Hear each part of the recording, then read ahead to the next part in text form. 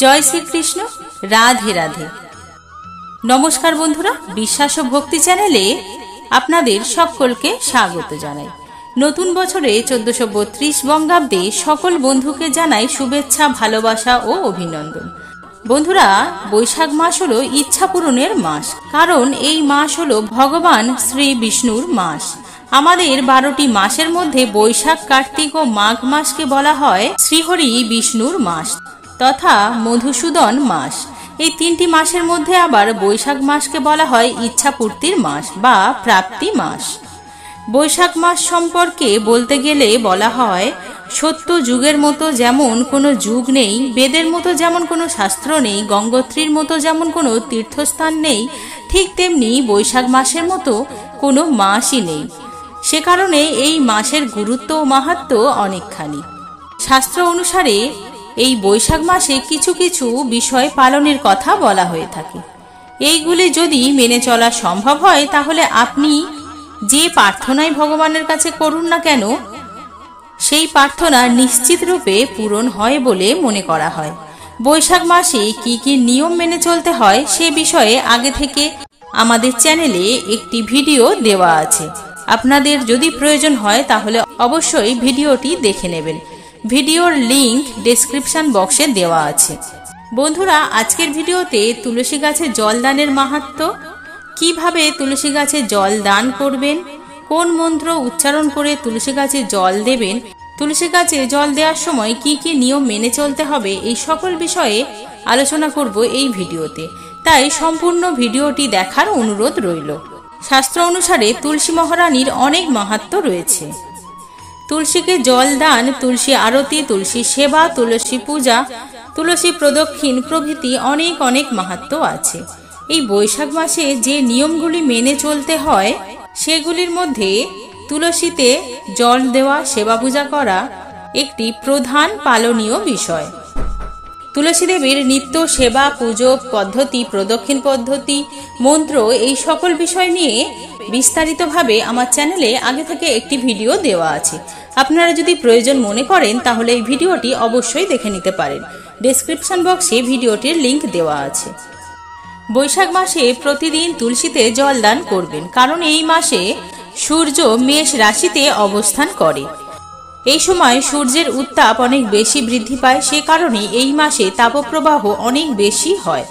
মাটির রসের ঘাটতি দেখা যায়, সে কারণে তুলসীতে অধিক পরিমাণে জল দান করা উচিত। এই সময় তুলসীতে বেশি বেশি করে জল দান করতে হয়। এই সময় তুলসী বৃক্ষে জলধারা প্রদান করা উচিত। সেক্ষেত্রে তুলসী বৃক্ষের উপরে মাটির একটি ঘট বা ধাতব পাত্র ব্যবহার করতে পারেন, যার নিচের অংশটি একটি ছিদ্র করে রাখতে হবে এবং সেই ছিদ্রতে একটু তুলো সলতের মতো পাকিয়ে তার মধ্যে দিয়ে রাখতে হবে। সেই পাত্রে যখন জল দেবেন, সেই জল এক ফোঁটা করে তুলসী বৃক্ষের উপর পড়বে। তখন তুলসী মহারানী খুব সন্তুষ্ট হন এবং ভগবান অত্যন্ত সন্তুষ্ট হন। যারা জলধারা দান করতে পারেন না, সেক্ষেত্রে আপনারা সকালে এবং বিকেলে সূর্যাস্তের আগে পর্যন্ত জল দান করতে পারেন। তুলসী মহারানী ভগবানের অত্যন্ত প্রিয়, তাই তুলসী পত্র দ্বারা যে কোনো পূজা সেবা করবেন, খুব সহজেই ভগবানের সন্তুষ্টি পেতে পারেন। শাস্ত্রে বলা হয়েছে ভগবান সব থেকে বেশি প্রীত হন যদি কেউ অন্তত পক্ষে একটি মাত্র তুলসী পাতা ভগবানের চরণে অর্পণ করেন। শাস্ত্রে আরো বলা হয়েছে তুলসী মহারানীকে জল দান করলে যম ভয় দূর হয়, অর্থাৎ নরক যন্ত্রণা দূর হয়, দর্শন করলে সমস্ত পাপ থেকে মুক্তি পাওয়া যায়, রোপণ করলে কৃষ্ণ ভক্তি বৃদ্ধি পায়। সারা বছর তুলসী সেবা, পূজা ইত্যাদি করা উচিত, কিন্তু বিশেষ করে এই বৈশাখ মাসে পরিবারের সকলে মিলে তুলসীতে জল দান করুন। তুলসীতে জল দান করুন, পুজো করুন, আরতি করুন, প্রদক্ষিণ করুন। এর মাধ্যমে খুব সহজে ভগবানকে সন্তুষ্ট করতে পারবেন।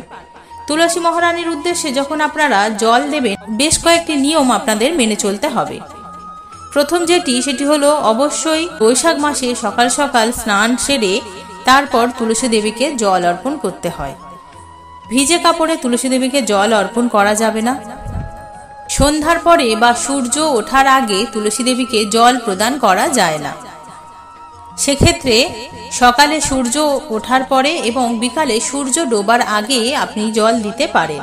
তুলসী দেবীকে জল দান করার সময় একটি মন্ত্র পাঠ করতে হয়। ওম গোবিন্দ বল্লভং দেবীং ভক্ত চৈতন্য কারিণীম স্নাপয়ামি জগদ্ধাত্রী কৃষ্ণ ভক্তি প্রদায়িনী। করতে অনেকের সংস্কৃত মন্ত্র পাঠ করতে অসুবিধা হয়, সেক্ষেত্রে আপনারা এই মন্ত্রটি পাঠ করতে পারেন। তুলসী তুলসী নারায়ণ তুমি তুলসী বৃন্দাবন, তোমার শিরে ঢালি জল অন্তিমকালে দিয়স্থল। এই মন্ত্র পাঠ করে আপনারা তুলসী দেবীতে অবশ্যই এই বৈশাখ মাসে জল দান করুন। বন্ধুরা, এই পবিত্র বৈশাখ মাস এইভাবেই পালন করুন, দেখবেন ইচ্ছাপূর্তির এই মাস অবশ্যই আপনার ইচ্ছে পূরণ করবে। আশা করি বন্ধুরা এই ভিডিওটি আপনাদের সমৃদ্ধ করেছে। ভালো লাগলে লাইক করবেন, কমেন্ট করবেন এবং শেয়ার করবেন। ঈশ্বরের কাছে প্রার্থনা করি আপনারা সকলে ভালো থাকুন, সুস্থ থাকুন। আজকের ভিডিওটি এখানেই শেষ করছি। এই ভিডিওটা যদি আপনাদের ভালো লেগে থাকে তাহলে অবশ্যই এরকম নতুন নতুন ভিডিও পেতে আমার চ্যানেলটি সাবস্ক্রাইব করে আমার পাশে থাকবেন। ধন্যবাদ। ঈশ্বর আপনার মঙ্গল করুন।